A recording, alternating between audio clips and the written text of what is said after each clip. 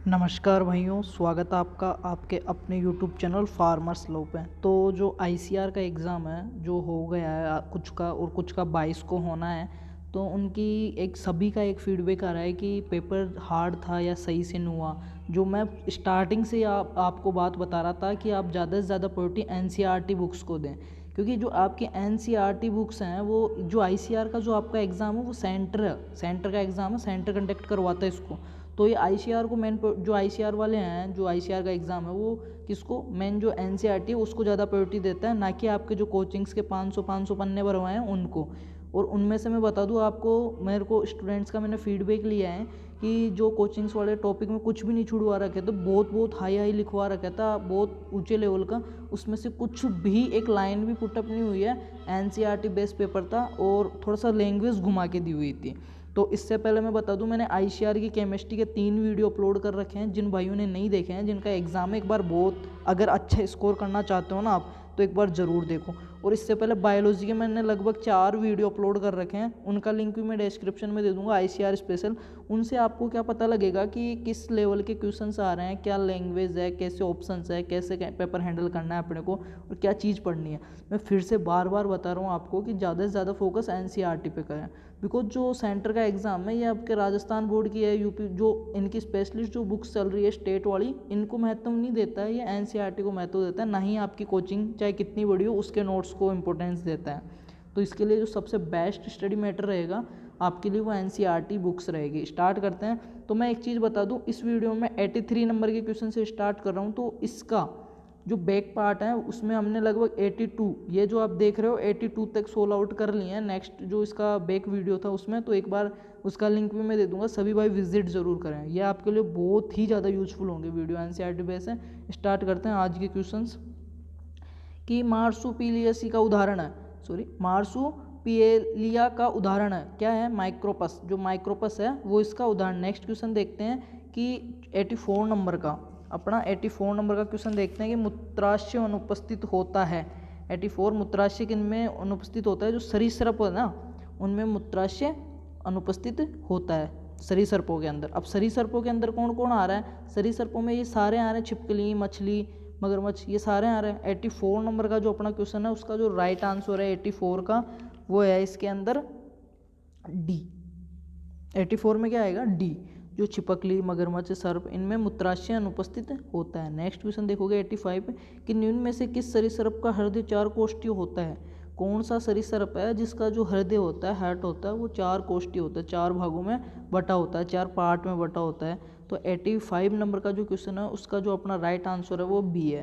क्या है, मगर। जो आपका मगरमच्छ है उसका जो हृदय होता है वो 4 कोष्ठों में बटा होता है। नेक्स्ट क्वेश्चन देखते हैं 86 नंबर का कि पक्षियों में ध्वनि उत्पन्न करने वाला अंग है। पक्षियों में ध्वनि उत्पन्न करने वाला अंग है तो कौन सा है, जो सेनेरिक्स है, शब्दिनी। सी आंसर राइट है। पक्षियों के अंदर जो ध्वनि उत्पन्न करता है वो ये करता है, कंठ न करके कौन करता है, शब्दिनी, जिसको बोलते हैं सायरनिक्स। नेक्स्ट देखते हैं 87 पक्षी तथा सरीसृपों का उत्सर्जी पदार्थ है। पक्षी तथा जो सरीसृप हैं जितने भी, उनका जो उत्सर्जी पदार्थ है वो क्या उत्सर्जन करते हैं, यूरिक अम्ल का, यूरिक अम्ल का करते हैं। बाकी केंचुए में किससे हो रहा है, किन में किससे हो रहा है, वो सारा मैंने बता दिया आपको। जिन भाइयों ने बैक वीडियो नहीं देखे ना, एक बार मेरी रिक्वेस्ट है उनसे बैक वीडियो देखें। और अभी तक अगर चैनल के पेज को सब्सक्राइब नहीं किया हो ना, तो सब्सक्राइब करके बेल आइकन प्रेस कर लो, क्योंकि इस पर आपके लिए बहुत ही ज़्यादा इन्फॉर्मेशन और यूजफुल वीडियो आते रहेंगे आपके पास, नोटिफिकेशन वगैरह। पक्षियों की विस्पोन बनती है, जो पक्षियों की विस्पोन है वो किससे बनती है। 88 नंबर का क्वेश्चन देखोगे आप कि पक्षियों की जो विस्पोन है वो बनती है, तो इसमें जो राइट आंसर है वो है अंश मेखला, अंश मेखला के द्वारा। नेक्स्ट देखते हैं 89 कि कौन सी जाति श्रेष्ठ गुणवत्ता का रेशम उत्पन्न करती है। इन 4 ऑप्शन दे रखे हैं, इनमें से कौन सी जाति है जो श्रेष्ठ गुणवत्ता का जो रेशम है वो उत्पन्न करती है। तो 89 का जो अपना राइट आंसर है वो है अपना बी,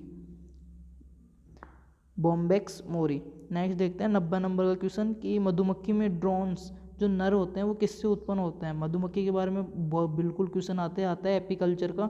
इसमें जो रानी है, सैनिक हैं, उनका क्या काम रहता है, सिपाही, सारा कुछ। अनिषेचित अंडों से जो नर होते हैं ना वो किससे बनते हैं, अनिषेचित अंडों से बनते हैं। याद रखोगे कि मधुमक्खी में जो ड्रोन्स या जो मेल होते हैं ना वो किससे उत्पन्न होते हैं, अनिषेचित अंडों से उत्पन्न होते हैं। 91 नंबर का क्वेश्चन देखेंगे, भारत का सर्वाधिक रेशम उत्पादक प्रदेश कौन सा है। तो रेशम उत्पादित सर्वाधिक कर्नाटक में होता है। जो रेशम का सबसे अधिक प्रोडक्शन करता है वो कौन सा है प्रदेश? कर्नाटक है। नेक्स्ट क्वेश्चन देखते हैं 92 कि भारत का कौन सा राज्य सर्वाधिक मलबरी रेशम उत्पत्ति करता है? तो वो कर्नाटक है। सारी चीज़ ऊपर भी यही क्वेश्चन है, नीचे भी यही क्वेश्चन है, थोड़ा सा घुमा के दिया हुआ है। शाखाओं से कच्ची लाख किसमें घोलकर पृथक की जाती है? जो शाखाओं से कच्ची लाख जो होती है सहतूत पे लाख के कीटों का जो लेसीफेरा जो लाख का कीट है उसका पालन करते हैं। तो वो क्या करता है, प्लांट की जो अपनी जो टहनियाँ होती है, शाखा होती है, उसके ऊपर जो कच्ची लाख है वो जम जाती है। तो उसको किसके द्वारा पृथक किया जाता है? जो राइट आंसर है वो क्या है? गर्म जल के द्वारा। नेक्स्ट देखते हैं 94 लाख कीट के लार्वा का भोजन क्या होता है? पौधे के फ्लोएम का रस। जो पौधा का फ्लोएम होता है, फ्लोएम और जाइलम दो टिश्यूज होते हैं। जो फ्लोएम का जो रस है उसका ऑब्जर्वेशन करता है कौन? लाख का कीट का नाम क्या है? लेसीफेरा लाका। नेक्स्ट देखते हैं 95 शहद कौन स्रावित करता है? शहद किसके द्वारा स्रावित किया जाता है? मधुमक्खी के द्वारा। नेक्स्ट क्वेश्चन देखते हैं 96 कि देश से कौन से देश में लाख का उत्पादन अधिक होता है? कौन से देश में लाख का उत्पादन अधिक होता है? तो भारत में होता है, लगभग 75%। जो पूरा लाख है उसका 75% जो प्रोडक्शन है वो इंडिया कंट्री देता है। रेशम कीट किसके द्वारा उत्पन्न होते हैं? जो रेशम कीट हैं, रेशम किसके द्वारा उत्पन्न होता है? जो रेशम होता है वो किसके द्वारा उत्पन्न होता है? लार्वा के द्वारा। जो लार्वा है वो रेशम उत्पन्न करता है। नेक्स्ट देखोगे कि शहद की मक्खी मानव के लिए किस कारण सबसे अधिक उपयोगी है? जो शहद वाली मक्खी है वो मानव के लिए किस कारण सबसे अधिक उपयोगी है? शहद प्राप्त करने के लिए, या औषधियाँ, मनोरंजन, पर परागण? जो पर परागण वाला है उसके लिए सबसे ज़्यादा। पोलिनाइजेशन के लिए मधुमक्खियाँ, क्योंकि ये एक जगह से शहद इकट्ठा नहीं करती है, रस लेने के लिए अनेक पौधों पे बैठती है, तो ये क्या करती है? पोलिनाइजेशन में सहायता करती है, बहुत ज़्यादा हेल्प करती है। 99 मधुमक्खियों में कर्मी होते हैं। मधुमक्खियों में जो कर्मी होते हैं वो कौन से होते हैं? मादा। जो भी मादा है वो नर का मैंने बता ही दिया, अनिश्चित अंडों से उत्पन्न होते हैं। 100वां क्वेश्चन देखोगे कि रेशम किसका स्राव होता है? रेशम किसका स्राव होता है? लार ग्रंथि से होता है। लार ग्रंथि का स्राव होता है रेशम। और किससे उत्पन्न होता है? लार्वा से। मैंने बताया ऊपर। भारतीय लाख शोध अनुसंधान संस्थान बहुत इंपॉर्टेंट है। 101 नंबर का क्वेश्चन आपका कि भारतीय जो लाख अनुसंधान संस्थान है वो कहाँ पे है? देहरादून में है, उत्तराखंड में। कहाँ पे है? देहरादून, उत्तराखंड। सी राइट है। 102 नंबर का क्वेश्चन देखोगे कि वर्ष 1990-91 में विश्व का कच्चा जो कुल रेशम उत्पादन था वो कितना था? 102 नंबर का जो क्वेश्चन है उसमें राइट आंसर है ए। नेक्स्ट 103 नंबर का क्वेश्चन देखेंगे कि वाणिज्य लाख बनता है। वाणिज्य लाख किससे बनता है? एक कीट के बहिस्त्राव से। बी क्वेश्चन राइट है, एक कीट के बहिस्त्राव से। 104 नंबर का क्वेश्चन देखोगे कि रेशम के कीड़े से प्राप्त होने वाला रेशम किसका उत्पाद होता है? रेशम के कीड़े से उत्पाद होने वाला रेशम किसका उत्पाद होता है? तो मैंने अभी बताया लार्वा जो है वो रेशम की उत्पन्न करता है, और जो लार्वा है उसकी जो लार ग्रंथि है उससे रेशम निकलता है। तो ए जो है अपना राइट आंसर है। 105 नंबर का देखोगे आप कि मधु में मुख्य पोषक तत्व कौन सा है? जो शहद होता है उसमें मुख्य पोषक तत्व कौन सा है? तो डाइसेक्राइड शुगर भी पाया जाता है उसमें, एंजाइम्स भी पाए जाते हैं, विटामिन्स भी पाए जाते हैं। तो इसका जो राइट आंसर है ऑल ऑफ दीज, डी, ये सभी।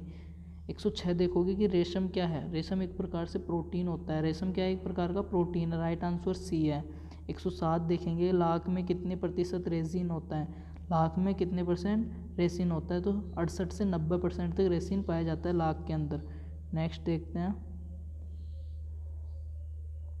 रेशम के कीड़े का पालन क्या कहलाता है? रेशम कीट पालन जो होता है वो क्या कहलाता है? सेरीकल्चर। पीसी कल्चर क्या होता है? मधुमक्खी पालन, ठीक है। और पीसी कल्चर मछली पालन, और एपीकल्चर मधुमक्खी पालन, और हॉर्टिकल्चर उद्यान विज्ञान, ठीक है। नेक्स्ट देखते हैं 109 कि कौन सा सेट मनुष्य के लिए लाभदायक कीटों का है? इनमें से कौन सा, चार ऑप्शन है उनमें से कौन सा सेट है जो मनुष्य के लिए लाभदायक होता है?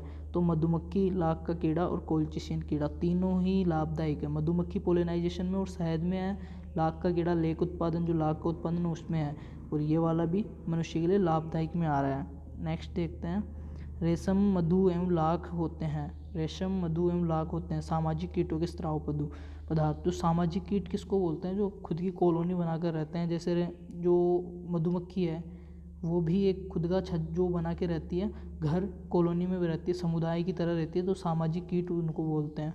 नेक्स्ट बोलते हैं मधुमक्खी मधु का संग्रह करती है छत्ते की कोशिकाओं में। कहाँ पे करती है? छत्ते की जो कोशिकाएं हैं छाते की उनमें रहती है, उनमें।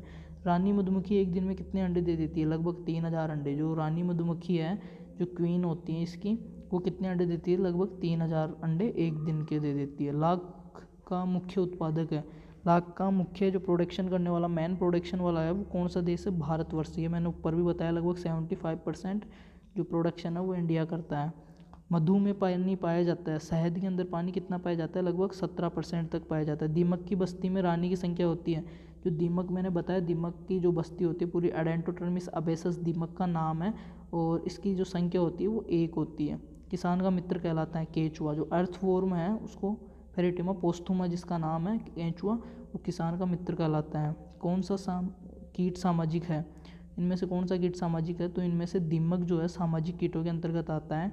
मधुमक्खियाँ भोजन की स्थिति की सूचना देने के लिए एक नृत्य करती है, इसको क्या बोलते हैं? इसको क्या बोलते हैं? वेगल या वगल, वैगल या वगल नृत्य बोलते हैं। नेक्स्ट देखेंगे 119, निम्न में से कौन सा मधुमक्खियों का वास्तविक उत्पाद है? मधुमक्खियों का वास्तविक जो उत्पाद है वो कौन सा है? प्रोथोलिस, प्रोथोलिस डी जो है वो राइट आंसर है। 120 नंबर के में देखेंगे कि लाख उत्पन्न होता है। लाख किससे उत्पन्न होता है? 120 नंबर का जो अपना क्वेश्चन है कि लाख उत्पन्न होता है, तो इसका जो राइट आंसर है वो बी है, शरीर के स्त्रावण के रूप में। शरीर के स्त्रावण के रूप में। मैंने बताया कि लाख जो रेशम कीट हैं जो लाख को उत्पादन करते हैं, सॉरी जो लाख है लेसिफेरा लाका, वो उसके शरीर से स्त्रावण पदार्थ के रूप में होता है। वैसे ही रेशम जो लार्वा है वो उनकी लार ग्रंथियों से स्त्रावित होता है। नेक्स्ट देख लेते हैं 121, भारतीय रेशम संस्थान कहाँ स्थित है? जो भारतीय रेशम संस्थान है वो कहाँ पे स्थित है?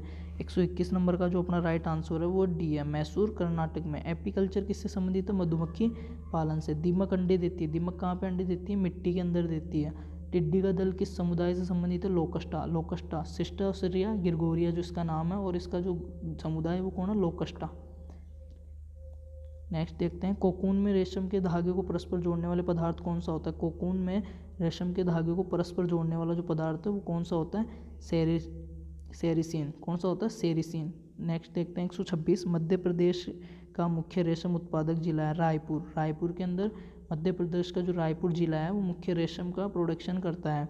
127 नंबर का क्वेश्चन देखोगे, मधुमक्खी की भाषा का अनुवाद करने वाले वैज्ञानिक जिन्होंने इस कार्य हेतु नोबेल पुरस्कार से सम्मानित किया गया, कोल्ड वॉन फिश।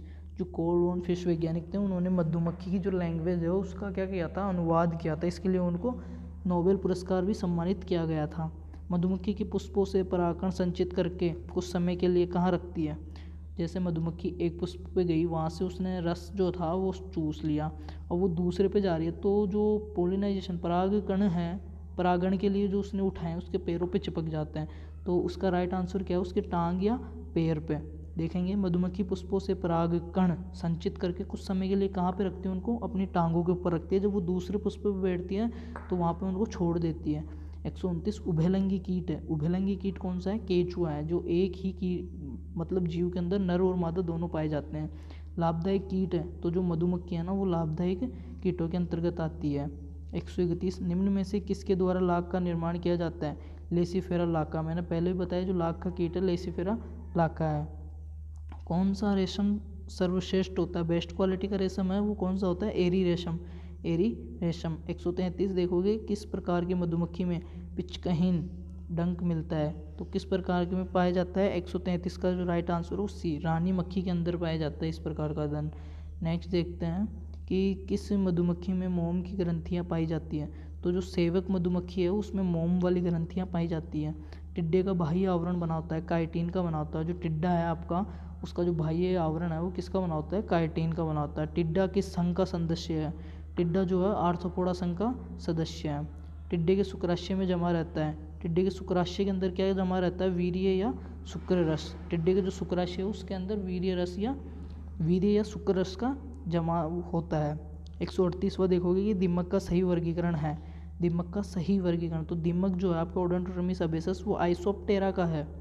नेक्स्ट देखते हैं, दीमक की कितनी उपजातियाँ कृषि को हानि पहुंचाती है? दीमक की कितनी उपजातियाँ जो कृषि को हानि पहुंचाती है? तो 24 से 25 जो इसकी जातियाँ हैं वो कृषि के लिए हानिकारक है। 140वां देखोगे कि विश्व भर में दीमक की उपजातियाँ हैं।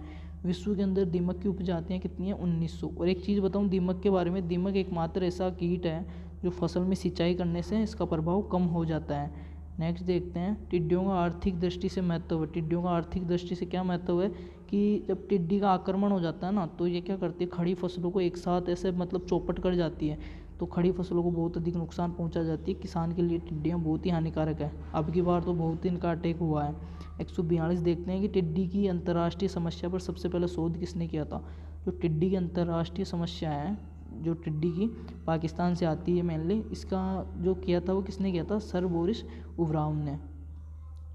नेक्स्ट देखोगे 143, भारत में दीमक की उपजातियाँ पाई जाती है। कितनी पाई जाती है, लगभग 260। वन अनुसंधान स्थान जो है FRI फॉरेस्ट रिसर्च इंस्टीट्यूट जो है वो कहाँ पे है, देहरादून में है।